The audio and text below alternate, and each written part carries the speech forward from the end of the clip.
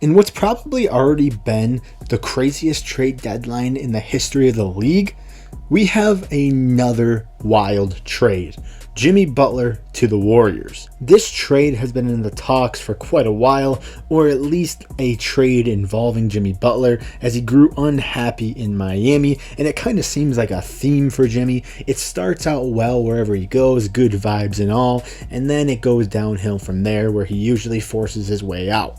The Warriors honestly seem kind of desperate and made this move to me just to make a move. They were looking at other options, KD was in talks, and just kind of honestly looking to make a trade to surround Steph Curry with another very talented player. It seemed like after the Luka Doncic trade went down and he went to LA, all these teams kind of thought that all these players who were thought of as unavailable or would never get traded, that was kind of out the window. So there was teams reaching out to basically acquire any superstar that they didn't think was possible before, and the Warriors were no exception. But with all that said, looking at the trade from a Warriors point of view, does Jimmy Butler really make all that much difference in the long run for this Warriors team? Now let's face it, Jimmy is not the same superstar he once was. Obviously, age catches everybody, and that's kind of the story for this Warriors team. They have an old star in Draymond and one of the best shooters of all time who's still getting it done in Curry, but age comes and gets everybody. So does adding this aging superstar in Jimmy Butler really get them closer to contending for a championship? I mean, they traded away Andrew Wiggins in this deal, and Wiggins is averaging more points per game than Jimmy Butler. Now, am I saying Andrew Wiggins is on the same tier as Jimmy Butler, as good of a player? Not at all. He brings things defensively that Wiggins doesn't, and we've seen it time and time again in the playoffs. They call him Playoff Jimmy for a reason. He gets the job done in the playoffs and turns it up to another level. The problem is the Warriors have to win some games to get to the playoffs in general. Like I said before, it seemed like they made this move just to make a trade, to make it look like they're trying to do something to surround Curry with some talent, but really this kind of hurts their future in my opinion. They're an old team, and even with Jimmy, maybe I'm completely wrong, but maybe with Jimmy, I don't see them being a true contender in the West. The West is loaded, and truthfully, I don't see Jimmy making that much of a difference for this team. But on the other hand, we have seen crazier things happen in this league. He could fit right in. I could be eating my words right now, but I just don't see that happening.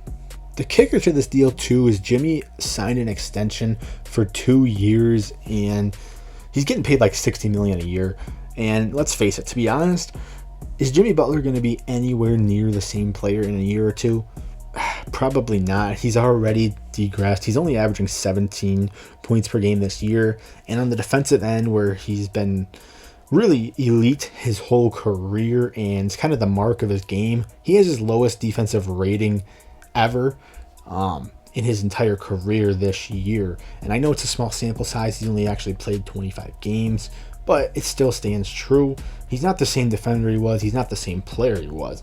So, unfortunately, age is kind of the worst enemy for the Warriors. Now, when you look at it from the Heat's perspective, there's really not much they could do. They just wanted to get something for Jimmy. They were going to lose him in the offseason anyway. He was obviously unhappy. He wanted his way out. So them just getting anything in picks, whatever, really helps them in the long run. It just, draft capital, allowing them to build for their future. That's all they wanted at the deal, and that's what they got in all actuality.